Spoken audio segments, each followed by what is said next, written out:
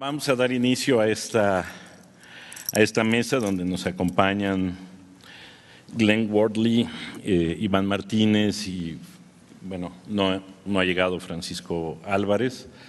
A lo mejor se suma con nosotros en algún momento. Y de manera que, bueno, más bien no haré otra cosa más que cederle la palabra en primer lugar a Iván Martínez. Iván Martínez es el representante Wikipedia México y su de formación historiador, por cierto, y que nos hablará de los y las humanidades y la nueva suma del conocimiento, una colaboración invaluable.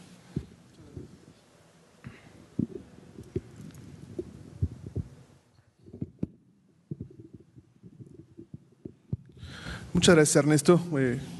Pues para mí realmente un honor participar en este encuentro que ha agrupado a grandes pensadores que tenemos la oportunidad de tenerlos aquí en la Ciudad de México, en la Biblioteca Vasconcelos, y es igualmente para mí celebrable el despegue, digamos, y el interés que está suscitando el encuentro de humanistas digitales cada vez más en la sociedad. Entonces, esto es muestra patente del crecimiento, digamos, de esta tendencia, que veremos por supuesto en los años posteriores un crecimiento también mayor. Pues la charla que voy a impartir se llama Los y las humanistas, como comentó Ernesto, y la nueva suma del conocimiento. ¿Cómo podemos colaborar? Pues bien, Wikipedia es la enciclopedia multilingüe de la red. Fundada en 2001, es una gran panorámica del fenómeno podría esbozarse a través de sus cifras.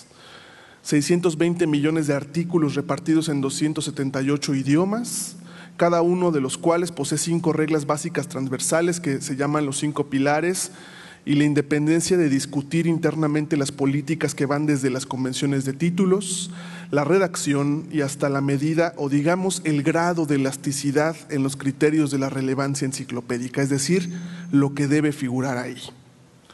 1.500 personas en promedio cada segundo, presionando el botón de grabar página de miles de artículos a una escala global. Cerca de 30 millones de artículos leídos al mes desde México y más de 500 en distintos puntos del planeta. Wikipedia, con todos los aciertos y errores en su desarrollo cotidiano y el menosprecio generalizado del entorno académico establecido, avanza como un fenómeno de conocimiento basado en la libertad como valor. No hace falta demostrar credenciales algunas o acreditar nada en el proyecto, salvo el poner en práctica la capacidad de aprender una cantidad relativamente reducida de reglas editoriales, el enfrentarse a una página casi en blanco y a la larga demostrar bajo argumentación y escrutinio colectivo las razones por las cuales se redactó un determinado párrafo o un artículo nuevo. Reducir los propios prejuicios personales en un primer ejercicio que imprimen de facto un sesgo personal en la demasiada atención o en la intencional ignorancia sobre las aristas de un fenómeno humano que sea relevante en términos enciclopédicos es el siguiente paso. Las premisas de libertad del software libre son los rieles por los cuales Wikipedia encontró una muy afortunada base para una misión largamente deseada por la humanidad.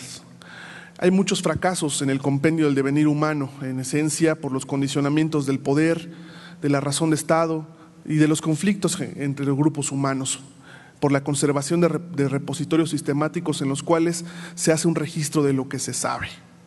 Independientemente de los criterios y las consideraciones amplias y discutibles de todos esos proyectos, el estadio en la preservación del conocimiento hoy en día es un hito. Pienso, por ejemplo, en una perspectiva histórica a Bernardino de Sahagún huyendo con sus cientos de legajos a lomos de mula hacia Tepeapulco, preservando la gran suma de conocimiento que había compendiado años antes, Pienso también en los muchos repositorios que por décadas se han compendiado, digitalizado con fondos públicos y con esfuerzos voluntarios, pero que permanecen desafortunadamente resguardados bajo una contraseña. Y también pienso en la relativa facilidad contemporánea con la que es posible bajarnos un dump de Wikipedia que hoy pesa más o menos 1.45 gigabytes. El problema con Wikipedia es que funciona en la práctica, pero en la teoría nunca funcionaría, indicó en una página de discusión el usuario Kisor para describir qué tanto hay por discutir, por reflexionar acerca de un fenómeno en el que miles de personas están trabajando las 24 horas del día en un proyecto de altruismo digital que tiene como encomienda nada menos que el conocimiento compendiado por la sociedad occidental. Wikipedia Research es la iniciativa de investigación que integra a los interesados en realizar trabajos de reflexión y valoración del fenómeno wiki, con una cantidad creciente de artículos arbitrados bajo el tradicional peer review y de tesis que han permitido obtener grados académicos. El prejuicio del que hablé parece revertirse. Con mayor frecuencia en el entorno anglosajón hay una mirada de mayor interés hacia Wikipedia y eso se ve reflejado en las siguientes actividades. Kevin Gorman es el primer wikipedista becado por la Universidad de Berkeley desde 2014 y trabajará una estancia temporal para conducir a los alumnos de dicha institución para participar en el proyecto, así como para trabajar repositorios de la propia universidad y colocarlos de una forma adecuada en los estándares del proyecto. En el caso de los museos, hay cada vez más trabajos de wikipedistas de tiempo completo, trabajando artículos relacionados a los repositorios y contenidos producidos desde esos mismos centros de conocimiento. Es el caso del Museo Británico, en donde se hizo la labor exhaustiva de describir y referenciar lo relativo a las piezas más relevantes de sus colecciones, o bien el caso del Museo Picasso de Barcelona, en el que se trabajaron todas las obras que resguarda esa institución. En el caso de la Facultad de Filosofía y Letras de la UNAM, hemos trabajado un proyecto desde hace meses para implementar Wikipedia en el salón de clases como método de evaluación académica, como forma de acreditación del servicio social y sobre todo como un espacio de ejercicio en donde se pongan en práctica las habilidades aprendidas en la propia facultad. Actualmente, 5 profesores, entre los que se cuenta Ernesto, que está aquí en la mesa moderando, están trabajando con esta modalidad y estamos a la espera del análisis de resultados. De hecho, un estudio de caso fue presentado ayer en este mismo encuentro por la profesora Adriana Álvarez Sánchez. Y bien, pues ¿cómo pueden colaborar los humanistas digitales en este esfuerzo? Nuestro conocimiento actual está estructurado bajo determinadas premisas de certidumbre y de autoridad. Wikipedia está basada en la veracidad, en la verificabilidad y en la neutralidad determinada desde hace décadas por el epísteme occidental, pero con cada vez más frecuencia contiene conocimiento o información que se despega de su herencia de la enciclopedia del siglo XVIII. Artículos como teorías de la conspiración del alunizaje del programa Apolo, estoy seguro no hubiera tenido cabida dentro de la enciclopedia británica. Se escribe para crear nuevo conocimiento y el humanismo digital busca el encuentro entre el pensamiento y las posibilidades abstractas o no que permiten las tecnologías. Personalmente desconfío de la devoción actual a denominarlas nuevas o innovadoras. Las herramientas digitales que permiten la sistematización y el crecimiento del conocimiento humano, en el caso que me compete, tienen al menos una década de desarrollo y 2 de reflexión. Pienso en el deseo de un autómata del pensamiento científico, algo que Alan Turing llevó a la reflexión y a la práctica ya en la década de los 40 en términos del concreto abstracto.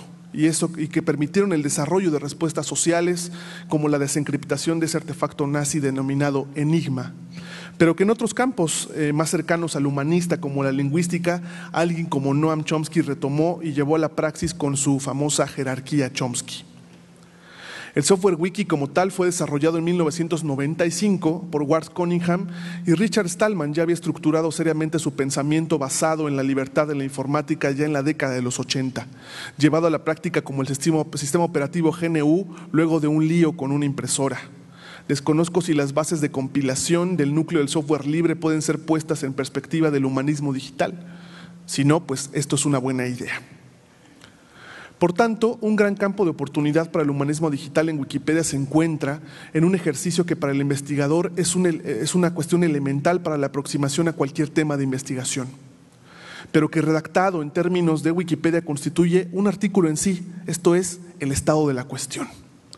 Wikipedia permite la inclusión de un hecho en sí, pero la regla de neutralidad determina incluir todas las versiones posibles sobre un tema determinado. Por tanto, es posible incluir a las polémicas al respecto las corrientes, autores e ideas derivadas de ese mismo hecho.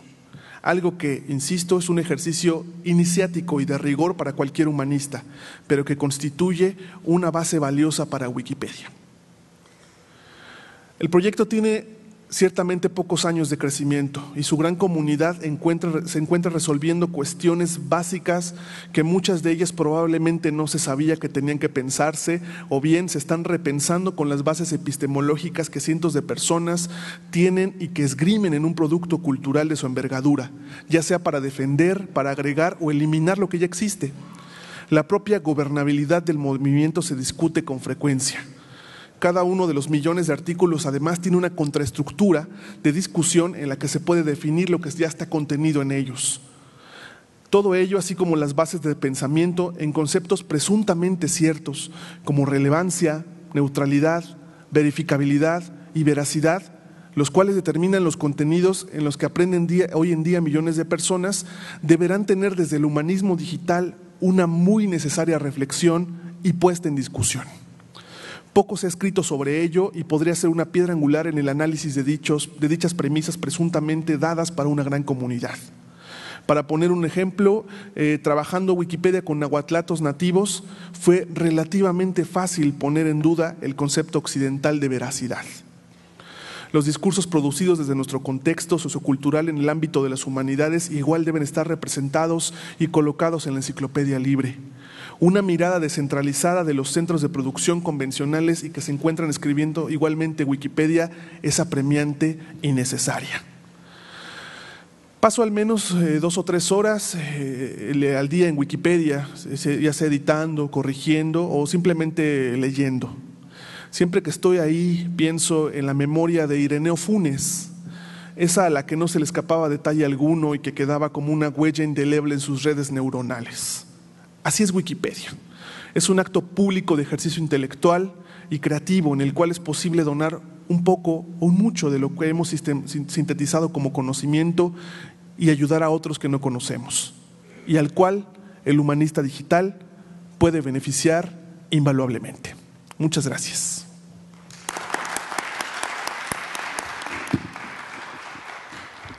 Bueno, muchísimas gracias, Iván, por tu reflexión acerca de Wikipedia y lo que se ha venido haciendo aquí, en lo que se prepara Glenn, que se vio sorprendido por el súbito final de tu presentación. Glenn viene de la Universidad de Stanford y nos va a hablar, nadie sabe si en español o en inglés o en ambos,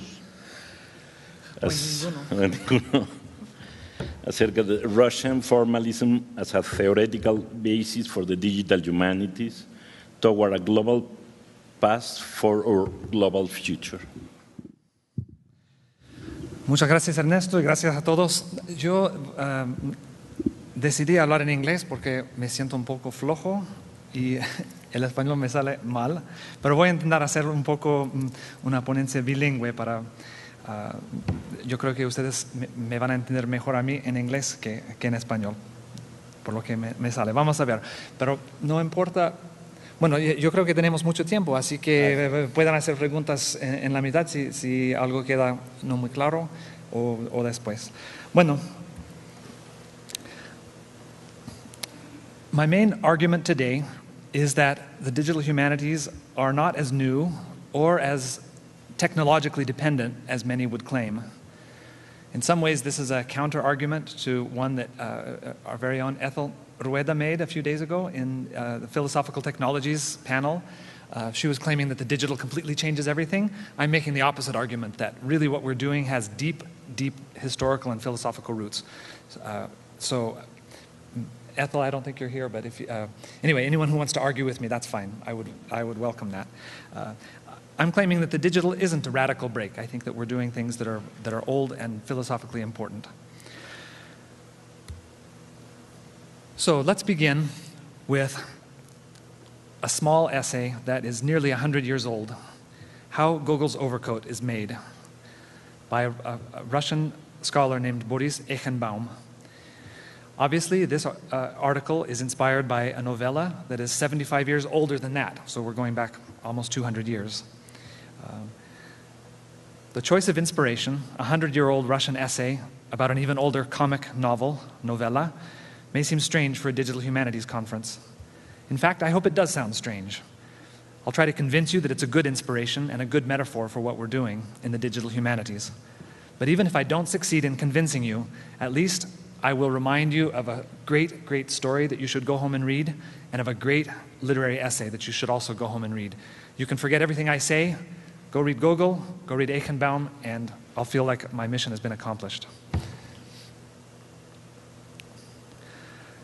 Gogol's story, written in 1842, is about a poor, socially inept bureaucrat named Akaky Akakievich.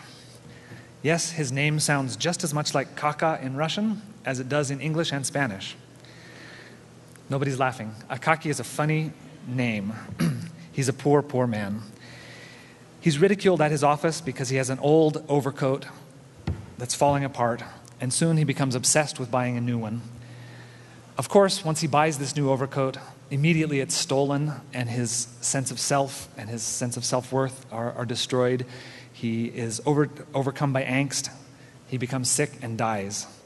But there's a happy ghost story, scary ending. Why is this story so important? Well, it wouldn't be too hard to do a little literary analysis like an undergraduate and do a symbolic reading of this story. We see that Akaky Akakievich was expelled from the furry warmth of his overcoat into the cold, inhospitable world. Of course, it's a little bit, Freud hadn't written anything by then, and so that sort of reading is maybe not quite so accurate. A little bit too Freudian for the 19th century. One important thing about this story is that Fyodor Dostoevsky is famous as saying, "We all came out of Gogol's overcoat," meaning all of 19th century Russian literature. These are the great ones, Tolstoy and Dostoevsky and Chekhov and Turgenev, etc., etc. He claims we were all born from the womb of Gogol's overcoat. But most of the professional readers in the late 19th century and early 20th century focused on the story as social critique of poverty and alienation, and on the dehumanization of bureaucracy and so forth, focusing on very few sentimental moments and really pathetic, pathos-filled statements by the narrator. It's possible to read the story in this way, but it's not really interesting. In 1919, Eichenbaum completely demolishes this reading of the story. He focuses instead on the narrative text itself, the narrative voice, for which he invented a new term, skaz, which is still in current use. In English, I don't know about it in Spanish, but in English we say skaz, we use the Russian term. It means something about narrative voice, orality, parody, grotesqueries, verbal gestures. Without skaz, he says, there is no story. The language of the story is all there is in the story. So since these points are very important, I decided to translate them. I don't know whether my translation is good. But the main point is Gogol's overcoat is made of language and only of language. As Derrida would proclaim 50 years later, there is nothing outside the text. My claim today is that digital humanities, especially textual digital humanities, has the same focus. It's a different focus from many of the other critical and theoretical approaches in modern literary theory. It's not psychoanalytic, it's not Marxist, it's not rhetorical, it's textual. It really focuses on the text. Here are some of the other titles of Eichenbaum's great works, and you'll see that they reveal a focus on form over content, on large-scale systems and literary evolution, rather than on close readings of poetic symbolism or didactic socialist realist readings. The focus really is the text. But Eichenbaum wasn't the only formalist, of course. The most important group of formalists, practically the only official group, was called Apoyaz, which is, so I'll read all three of these, Общество изучения поэтического языка, which means Society for the Study of Poetic Language, Sociedad para el Estudio del Lenguaje Poético. It began informally in 1914, so we're celebrating its 100th anniversary. Nobody knows exactly when it was formed. It was a bunch of guys that got together and decided to talk about literature in this new way. They had an extended family, though. You see up in the corner, the main people, Shklovsky, Eichenbaum, Tynyanov, Osip Brik, Jakobson, Tomaszewski. I think some of these names may be familiar to some of you, but there are other names that I hope are familiar to many more of you. The great futurist poet Mayakovsky.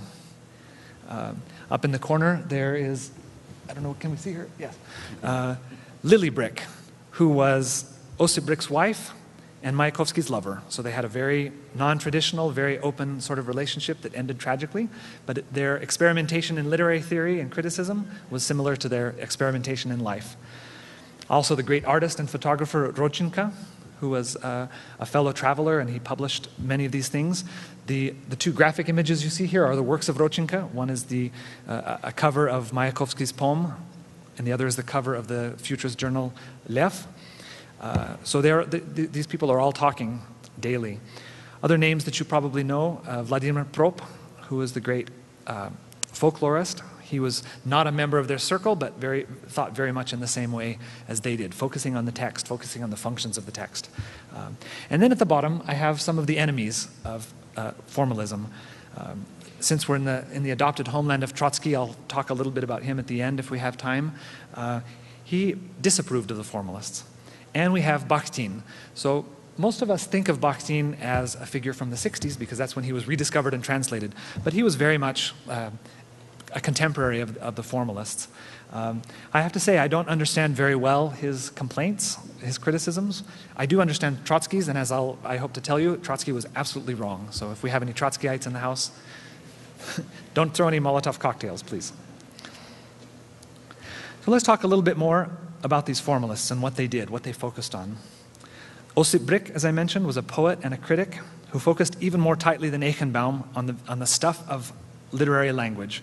So you see sound repetitions, repeticiones de sonido, rhythm and syntax, and things like that. So very much on the matter of language. And here you see two more works of, well, the magazine, the journal cover you've already seen by Rodchenka. I also very much like the montage portrait by Rodchenka, which shows how important this journal was in Osip Brik's life. It also maybe shows how blind he was to the abuses he had by his spouse. Tynyanov is another big name. He wrote in his long 1927 essay on literary evolution. This is a very important point that I'll come back to. Normally, when we say we're studying the history of literature, we're really only studying the generals of literature. So Tynyanov advocates for a study of all the second rate. You know, we can't read 2 or 3 writers and claim that we're studying all of 19th century literature. That's ridiculous. So he was one of the first people who focused on the non-canonical in the study of literary history. Vladimir Prop, as I said, was not a member of their circle, but very much a fellow traveler. He's the one probably best known to most people outside the Russian tradition today. His great work, Morphology of the Folktale, focused on literary systems, folk literary systems, and their interrelations. I really like this network visualization from 1928. I'll show you some things that look very much like that from our day. And finally, the most outspoken, the founder of Apoyaz, Shklovsky. He was one of the most important theoreticians. He went even further than Eichenbaum in declaring that art is really nothing more than device or artifice. In the same essay, Art as Device, Shklovsky proposes an idea of defamiliarization, ostranение, which I think I'm translating as extrañamiento. I don't know if there's another better word. So he took the extreme artificiality and the nonlinearity of the knight's move in chess as a metaphor for the way art works and the way criticism works. It's very artificial, and we need to acknowledge the artificiality, and we need to bring artificiality to our readings of the text. So here, once again, I translated some of those important works of Shklovsky into Spanish. He really is a very bright example of focus on the word. His very first article before Apoyas was even founded, Resurrección de la Palabra, his idea was that the word had become petrified, that it had become dead. So we need to mix everything up, make things look strange to make the word come back to life. The same, the literary text. So this early work is almost like a manifesto, and the formalists wrote a lot in that style, in that manifesto style. So, what does all this ancient history of faraway places have to do with the digital humanities? Well, I hope you notice that Shklovsky's focus on devices sounds very familiar to much of what we've heard in this seminar, in this conference. Los dispositivos. Hablamos de las computadoras, de las tabletas, cómo son dispositivos, pero dispositivo es una palabra con un significado mucho más amplio. Y yo creo que los dispositivos de la literatura fueron muy importantes para Shklovsky y para nosotros, los humanistas digitales también. So I say that this is no coincidence that we use the term device for the things that we read and the things that we read on. So when Matt Jockers in 2003 produced this massive network graph representing quantitative study of literary history, his focus is precisely the same of the Russian formalists. So I don't know if you can see this cloud over here is Jockers' representation of 19th century literature. He did genre studies and author gender studies, and he mapped them all out here. Each little dot, you can't see any dots, of course, you can only see the connecting lines. Each little dot is a novel. So this is a network graph of, I think, 1,800 novels. I claim that not only does Jockers focus on form and system and language, he also presents the objects of study as in a strange way, a way that we're not used to seeing the history of literature. So this is a monograph, and this is just one information visualization from the monograph, but I think it's very telling. It really is a very, very strange way of looking at literary history, and it's strange on purpose. He's doing something important and something very formalist. In the same way, when the dedicated community of stylistics and authorship attribution scholars in the digital humanities what they study is the same that Eichenbaum was studying, SCAS, the individual narrative voice. So Eichenbaum was studying a very particular narrative voice. It's very striking. When you go home tonight and read El Capote de Gogol, you will understand, if the translation is good, you'll understand that there's something really strange going on. The narrator is an unreliable narrator, and the narrator has a personality. When my two colleagues from Poland, Eder and Rybicki, when they use the statistical package R to study the author signal in stylometry, they're studying the same thing. They're studying not only strange authors, but commonplace authors who use plain vanilla language. They still use statistics to study the stuff of the language. When Franco Moretti, another Stanford colleague in 2000, wrote of the idea of distant reading, this is a term that he invented in this great 2000 essay, Conjectures on World Literature. He claimed that, he made exactly the same claim that Tynyanov claimed, that we can't read, let's say, the 18th century when there were 20,000 novels published. Well, if you're an undergraduate English major, you read, if you're a normal person, you read maybe 20 of those novels. If you're an undergraduate English major, you read maybe 100 of those novels. If you're a professor, you read 200 or 250, but that's not a representative sample, and you're not really understanding the 20th century. So what Moretti is doing is the same, what he's saying is the same as Tynyanov. We can't pretend that the generals of literature are literature. We really have to study the whole thing. And the way that we do that is by zooming out, taking a distant approach, and letting the computer help us to read all of these things. Likewise, Moretti has a more recent study where he uses network theory and plot analysis to study, in this case, Hamlet. And as you'll see, to me it looks exactly like Prop's illustration of types and roles in folklore. They're doing the same thing. They are abstracting themselves from the text and making generalizations and graphing these generalizations in a meaningful, telling way. This is one of my favorite recent discoveries. Propian Fairy Tale Markup Language, PFTML.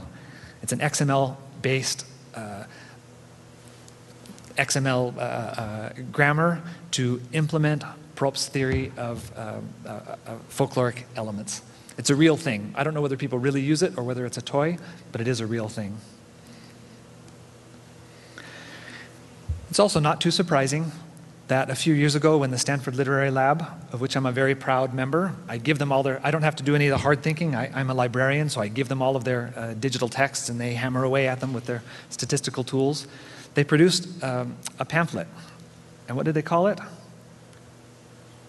Quantitative Formalism, Formalismo Quantitativo. They called it that. They knew very well what they were doing. They were harking back to the Russian formalists and their vision of what the study of literature can be.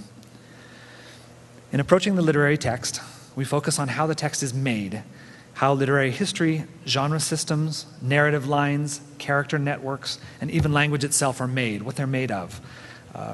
And we focus on the word as such. The only difference that we have from the Russian formalists, or one of the biggest differences, is that we can do this at large scale. Tenyanov dreamed of studying all of the non-canonical literature, but he didn't have enough time in his life and he didn't have a computer to help him out with digital texts. But we do have those things. So very quickly, I think I have about 2 minutes left. I wanted to speculate a tiny bit about the rise of Russian formalism and the rise of digital humanities in a socio-historical context. I believe that the Industrial Revolution, which came late to Russia, and then the Communist Revolution, which the Russian formalists embraced enthusiastically, made the possibility of Russian formalism very real and very actual. There's some way in which the rise of the machine in the late 19th and early 20th century helped the formalists to see the literary system as a sort of machine, as something that we can take apart and study. Also, the Communist Revolution, with its ethos of overthrowing the old ways of looking at things, helped them to be bold and write in manifestos and overthrow the old systems. Likewise, I don't believe that digital humanities is a purely technological phenomenon, but I do believe that it very obviously depended on the information revolution and the availability of computation. I think that's a very interesting possibility and requires much more study. So if you're playing with Elika's bingo and there's a box there that says this needs more study, you can mark it off because that's what I'm saying. I'm not a good historian, so this may be a little bit too radical interpretation, but I think it's worth thinking about. As for post-history, the Russian formalists lasted as a group only about 10 years, after which they scattered through emigration, through change in career, through political pressures. In my last minute, I'll tell you a little bit about some of those political pressures. It wasn't the only thing that happened, but it was a big thing. But they have a lasting legacy. Their ideas were taken up by the structuralists, and then much later, in the 1960s, by the semiotics movement. Some of the formalists, in particular Tomaszewski, who's not well known in the West, he survived. He was the only one who lived into the 60s, and he was very much active in the computerization of literary studies. I've only recently, in the past month or so, discovered the great Russian statistician Kolmogorov, who did statistical studies of computer-assisted statistical studies of Pushkin's poetry, of the rhymes and the rhythms in Pushkin's poetry. It's fascinating work and also demands more study. So what I want to say is that even though the formalist group was short-lived, their ideas have lingered on both in the Soviet Union and, I want to say, in our day. So, moderador, ¿me da como 5 minutos más? Bueno, 5 minutos más. I wanted to take just a minute to read the criticism that Trotsky had of the formalists. So I think Trotsky was a great revolutionary writer, and it's worth reading. Since I have 5 minutes, I'll read them both in English and in Spanish. I did a quick translation, which is going to sound horrible, I'm sure, but since nobody checked it, but here it is. The formal school is an erudite bastard of idealism, applying itself to questions of art. The formalists bear the mark of a precocious papistry. They are Johnites. For them, in the beginning was the Word. But for us, that is for the communists, in the beginning was the deed. The Word appeared after that as its sonic shadow. The reaction of Shklovsky was, you, Trotsky, you have an army and a navy, while there are only 4 of us. What are you so worried about? So aquí lo traduje. La escuela formal es un bastardo erudito aplicándose a cuestiones del arte. Los formalistas llevan la marca de un papismo precoz. Son juanistas. Para ellos, en el principio era el verbo, pero para nosotros, en el principio, era el hecho. El verbo se apareció después, como su sombra sónica. Y la respuesta de Shklovsky: tú tienes un ejército y una armada, mientras que nosotros somos 4 personas. ¿Qué es lo que te preocupa tanto? As you all know, Trotsky soon didn't have an army and didn't have a navy. He came to Mexico and he had a bunch of admirers and a bunch of enemies. So I feel sorry for what happened to him here, but I have to say he was very, very wrong. They were much better dialectical materialists even than he was. You can't say you have the deed first and then the word. The formalists were saying that the word is the deed. The word is the deed of literature, and that's what we should be studying. I find, by the way, that most contemporary criticisms of digital humanities are similarly wrong-headed and wrong in the same way. There's an awful lot to talk about. There are people who misunderstand digital humanities, who claim that that it doesn't respect literature.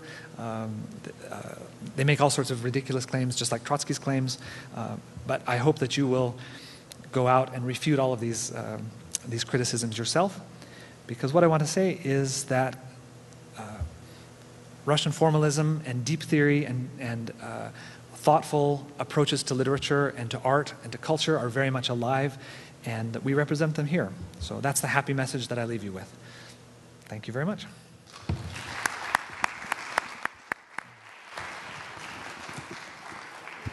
Bueno, tenemos unos 20 minutos para preguntas y comentarios, de manera que les doy la palabra. No alcanzo a verlos muy bien desde aquí, así que háganse notar, por favor. Glenn, yo creo que tienes razón, pero solamente un tercio de la razón. Las humanidades digitales que describes son las humanidades digitales formalistas, que se interesan por las formas abstractas, la de lectura a distancia, etcétera, que son unas humanidades digitales muy bonitas, inspiran mucho, dan mucho de qué pensar, un trabajo necesario, ¿no? Sobre todo para los que hacemos historia literaria, de tener una visión así de longue durée. Pero existen otras maneras de hacer humanidades digitales que tienen otras historias. Yo diría que para mí la más importante no es la formalista, sino la tradición filológica. Esa lucha que hubo entre Nietzsche y los filólogos en Alemania, ese complejo de Andrés Bello, que no entendía bien, o sea, cómo separarse del nacionalismo español y crear un canon americano. En todas esas luchas del siglo XIX de la filología se encuentran ya las raíces de la atención que le damos a la materialidad del pasado en el campo de las humanidades digitales. Entonces, comentario primero, pregunta, ¿cómo lo hacemos para que tengamos toditos un ladito, para cotejarnos todos con diferentes tradiciones dentro de las humanidades digitales? Bueno, muchas gracias. Yo creo que lo más importante es no que los rusos formalistas sean la historia de las HD, sino que tenemos raíces en todas partes, en muchas partes, que no somos un fenómeno totalmente nuevo, como nos dicen. Nos dicen que somos un fenómeno de Google y de la tecnocultura, pero si tú ves raíces en Nietzsche, está bien, me gusta mucho. Yo estaba presentando estas ideas no hace mucho a una profesora que estudia prosodia, así se dice, como poesía inglesa, y me dijo que hubo una profesora en el mismo tiempo de los formalistas rusas en Inglaterra que estaba contando los sílabos de la poesía, estaba haciendo como estudios cuánticos, ¿sí? Así se dice. Cuantitativos, estudios cuantitativos sobre la historia. Es otra historia de las HD. Yo no voy a decir que los rusos son la única historia, sino que sí tenemos una historia, o tenemos varias historias. Y tiene razón que lo que dije yo se aplica más bien a los estudios textuales. Pero hay muchos demás del arte, de la historia de arte. Y van a encontrar muchas raíces en muchas partes. Sí, enhorabuena, Glenn, por la presentación, que ha sido very inspiring.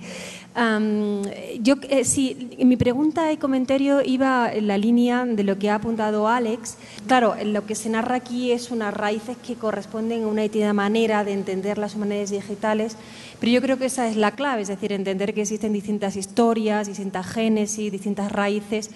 Y lo que yo, entre otras cosas, apuntaba a la presentación de ayer, es decir, que las humanidades digitales son plurales, pero son plurales en su concepción, en su manera de entenderlas, en su manera de practicarlas. Y creo que cada grupo o cada comunidad tiene que saber dónde hunde esas raíces, qué es lo que constituye su identidad y su manera de ubicarse en este contexto tan amplio de las humanidades digitales. Pero lo que yo sí saco en claro de toda la presentación es que al final lo que tenemos son unas mismas inquietudes intelectuales, unas mismas preocupaciones que la vamos reformulando a lo largo de la historia en función pues, de desarrollos tecnológicos, en nuevas teorías del pensamiento, pero que podemos encontrar esas raíces porque hay un hilo común que es esa preocupación, esa necesidad de repensar unas determinadas cosas de un cierto modo.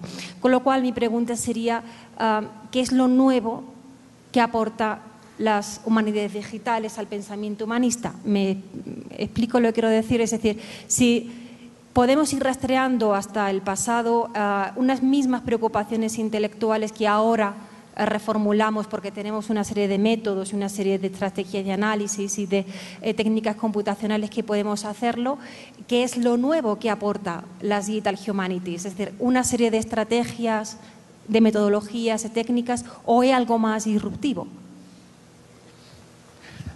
Bueno, muchas gracias, muy buena pregunta, y estoy de acuerdo que lo más importante son los hilos que tenemos y las preocupaciones. Bueno, como dije, yo creo que la cuestión de escalas, el hecho de que sí podemos leer como 20.000 o 100.000 libros a una vez, es algo muy nuevo. También la difusión de conocimientos, las humanidades públicas las podemos hacer en una manera más amplia que lo pudieron hacer anteriormente.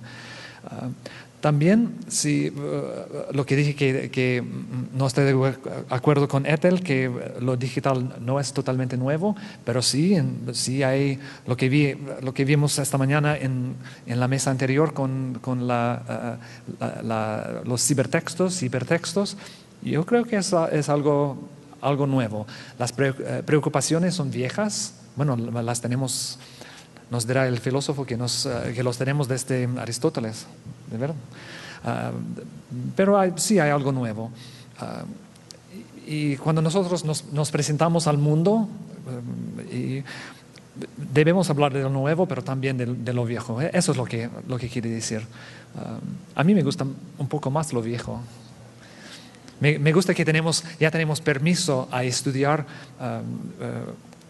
Bueno, el nuevo campo nos da permiso a estudiar textos de una manera tradicional. Pero sí hay nuevo. Mi pregunta también es para Glenn. Bueno, primero, muchísimas gracias por tan generosa presentación, con las slides y todo muy ricas en todo sentido. Mencionas la posthistoria de los formalistas rusos. Que bueno, sobrevivieron más o menos como grupo unos 10 años y bueno, posteriormente se desagruparon y bueno, algunos sobrevivieron, otros no. ¿Cuál crees tú?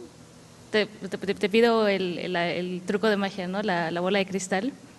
¿Hacia dónde ves tú moviéndose las humanidades digitales? Bueno, por un lado, en general, con todo lo que se ha estado hablando como en términos de humanidades digitales globales, Y por otro lado, ya que eres tan cercano a nosotros, a esta comunidad de habla hispana, ¿cómo ves tú nuestro futuro después de hoy, por ejemplo, simplemente? Bueno, no soy profeta. No, yo sé. Bueno, casi, pero una no. impresión nada más. A mí me parece que lo que sobrevivió eran las ideas y bueno, lo que sobrevivió en casi forma completa eran los estudios lingüísticos. Jacobson también sobrevivió y se fue a Checoslovaquia y después a los Estados Unidos y sus ideas sobrevivieron, pero de sus ideas lingüísticas. Yo creo que nosotros podemos, yo creo que sería mal enfocarnos solamente en los medios tecnológicos, porque ellos no van a sobrevivir. Los tabletas y los métodos puramente tecnológicos no van a sobrevivir. Pero lo que podemos traer es lo mismo que sacamos de ellos, lo que estaba preguntando Nuria. El hilo de nuestros estudios debe ser bastante fuerte y teoretizada para sobrevivir los medios tecnológicos que tenemos. Sin embargo, yo creo que sí tenemos un futuro. Yo no veo, bueno, hay unos que piensan que la palabra, el término humanidades digitales se va a desaparecer porque todas las humanidades van a ser digitales. Yo no soy de este campo. Yo creo que lo digital que hacemos es una parte de las humanidades grandes y debe seguir siendo una parte, no el total. Bueno, no sé qué decir más, pero es importante si queremos tener un futuro, es importante que hagamos más que puramente nuevos jueguitos tecnológicos. Debemos escribir filosóficamente, filológicamente y hacer hincapié en la idea de que estamos haciendo que tenemos las mismas preocupaciones. Y sí, yo no creo que nos vayan a olvidar. Gracias, Glenn. Gracias por esta nueva suma de conocimiento, por esta síntesis. Mi preocupación sobre la Wikipedia es sobre los estudiantes que la toman como única referencia. ¿Cómo podemos convencer a los estudiantes de que esto es solo como una referencia quizás importante, pero no la única? Pues una forma adecuada puede ser ponerlos a editarla, como digamos tener un método que existe actualmente, que está haciendo en la propia UNAM, en otros lados, invitarlos a conocer cómo funciona y hacerlos partícipes del proceso. Yo creo que si hay un problema cultural en el hecho de que el recurso se hace único, o sea, no hay un proceso cognitivo detrás del uso indiscriminado del copiado y pegado, ¿no? Eso es una gran verdad y una realidad, pero que encadenando un poco a lo que platican con el, digamos, el largo aliento de las inspiraciones detrás de las humanidades y ahora digitales, es un problema sociocultural que tiene muchas décadas, el hecho de copiar y pegar, solo que el proceso de antes era más rudimentario, pero copiar y pegar, así desde que tú o yo éramos estudiantes, eso ha ocurrido siempre. Pero creo que es bueno transmitir los valores y las formas en las que el proyecto se construye, y es muy útil esta forma, digamos, invitar a los alumnos a conocer la plataforma, cómo se construye, qué valores hay detrás de ella, y además hacerlos partícipes de que ellos también pueden aportar un párrafo o corregir algo que ya esté, algo cercano a su realidad. Eso no solamente los hace valorar ese bien público que es el conocimiento libre, sino también los permite legar algo, digamos, hacer que unos pocos bits sean parte también de su aportación personal. Sí, otra pregunta para Iván. Sí. En Cuba el año pasado hicimos un DAC Camp, una reunión de humanistas digitales en Cuba, y aprendimos un montón sobre la Wikipedia cubana, que trabaja solamente en el intranet. tuvimos discusiones con el equipo que participó en el evento sobre si valía la pena repetir artículos desde un punto de vista cubano sobre la filosofía aristoteliana, por ejemplo, o sobre la evolución o Darwin. O sea que se vio bien claro una diferencia entre el conocimiento local, en este caso creado por limitaciones políticas y tecnológicas, y el conocimiento universalista, ¿no? Está hablando de otras historias y otras tendencias. El movimiento de los enciclopedistas del siglo XVIII evidentemente es también uno de nuestros ancestros en las humanidades digitales, ¿no? ¿Cómo ves tú eso de las tendencias universalistas de Wikipedia en tensión con el conocimiento local que se excluye por el mismo mecanismo de funcionamiento de la Wikipedia, sobre todo para nosotros los humanistas, donde ese conocimiento local, puntual, es lo más importante? Yo de hecho, soy muy entusiasta del hecho de que las plataformas wiki se descentralicen de Wikipedia, por supuesto, porque al final, si bien tiene una gran base universalista y bases históricas detrás del razonamiento de sus reglas esenciales, es una forma de tejer el discurso. Y nos hemos dado cuenta que a lo largo de muchas épocas el hecho de tener una tendencia universalista excluye, por supuesto. Entonces, de la exclusión tenemos contenido que queda fuera, como comentas, y en lo personal yo veo que la herramienta puede utilizarse para construir nuevos repositorios, o sea, construir repositorios descentralizados de lo que es popular o de lo que es muy común. De hecho, hay mucha gente, como me llama mucho la atención, por ejemplo, el término y es muy común actualmente decir, bueno, se creó la Wikipedia de la filosofía, la Wikipedia de la gastronomía, o sea, visto como un paradigma. Y eso es bueno también de muchas formas. Pero sí, yo soy de la opinión de que se construyan nuevos repositorios que pueden tomar o no algunas de las inspiraciones de las que funciona este proyecto muy exitoso, o construirlo únicamente con la base colaborativa que permite la tecnología. En el caso particular que mencionas de QRED, es claro que hay un censado, censura, perdón, en los contenidos, ¿no? Pero eso también constituye una visión que puede complementar otras visiones, y eso también es muy positivo. De hecho, hay ciertos países que tienen versiones de Wikipedia recortadas, ¿no? Pero parece el caso de China en lo particular, que ciertos artículos no se muestran en China continental, otros sí, otros no. Entonces, eso también, lejos del prejuicio que podamos o de la opinión que podamos tener ese hecho, constituye, creo, un repositorio valioso también de información que puede crecer, y que además es muy valioso el hecho de que la gente pueda generar nuevos proyectos a partir de las herramientas que han hecho exitosos otros proyectos. En lo particular, mi opinión es que deben crearse nuevas wikis y nuevos proyectos colaborativos que traten otras perspectivas. Bueno, mi pregunta es para Iván. Sí. En primer lugar, me disculpo porque no he podido asistir a la sesión, pero el tema Wikipedia bueno, es uno de los que más me interesa. Sí. Para mí Wikipedia, en un sentido amplio, sería un ejemplo fantástico de humanidades digitales. Es más, de algo que Glenn también ha esbozado, que es el papel que pueden tener las public humanities. Yo diría que Wikipedia podría ser un ejemplo casi canónico de digital public humanities.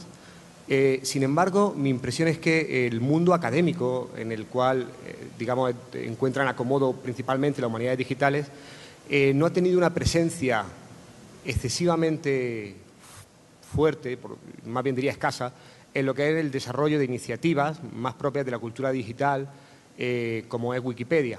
Yo creo que una de las razones puede ser el tema de la autoría. Es decir, en el mundo académico estamos siempre buscando poner nuestro nombre a cualquier producto, ¿no? por cómo están construidas las carreras académicas. En ese sentido, pues me gustaría un poco conocer tu opinión, porque si uno de los ejemplos más ricos de Digital Humanities está construido sobre una serie de bases que el propio sistema académico en el que las Digital Humanities se desarrollan, digamos, impugnan, ¿cómo hablan estos dos mundos? Es más, generalmente, y es triste, una de las reacciones que suele haber desde la universidad ante Wikipedia es la de impugnar el modelo. O sea, esto no es válido y creo que se han hecho más esfuerzos para criticar Wikipedia que no, como bien decías, para incorporarla dentro de, por ejemplo, actividades académicas que permitan mejorarla. Entonces, no sé, creo que hay un hilo conductor que une humanidades digitales y modelos como Wikipedia, pero al mismo tiempo la filosofía que hay detrás tiene contradicciones muy profundas. No sé cómo lo ves tú.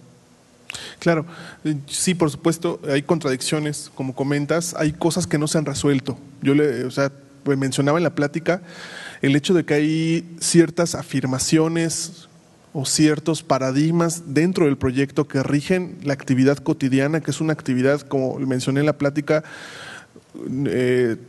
abrumadora. Es decir, hay miles de personas conviviendo, opinando, argumentando un producto cultural que influye en muchos aspectos. Yo te puedo comentar que las generaciones, 2 o 3 generaciones después que la nuestra, usan el producto de una forma mucho más natural. O sea, digamos, la tienen integrada como una herramienta más, así como el lápiz o la pluma. O sea, lo ocupan en sus vidas de una forma menos crítica, lo cual tampoco es necesariamente positivo.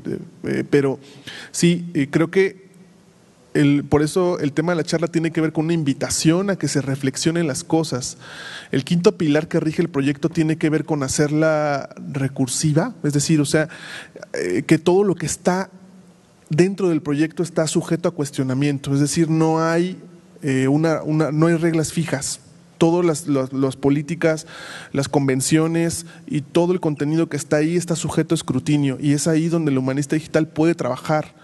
En una sesión del seminario HD se empezó únicamente a reflexionar sobre la veracidad, sobre la neutralidad, como esos conceptos que para una comunidad son canónicos, pero en el entorno de la filosofía, en el entorno de la lingüística, pueden tener mucha reflexión, y dentro de esa reflexión y de esa discusión al interior de la comunidad se puede participar también.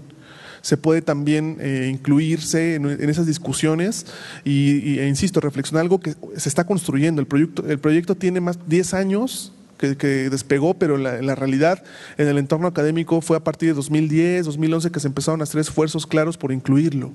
Entonces, yo pienso, mi perspectiva es muy positiva en este aspecto.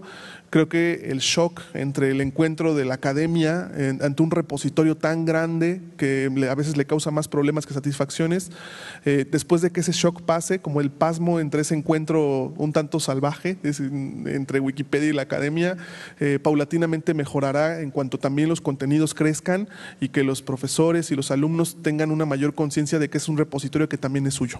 Yo creo que va a ser muy positivo. Les agradezco mucho. Muchas gracias.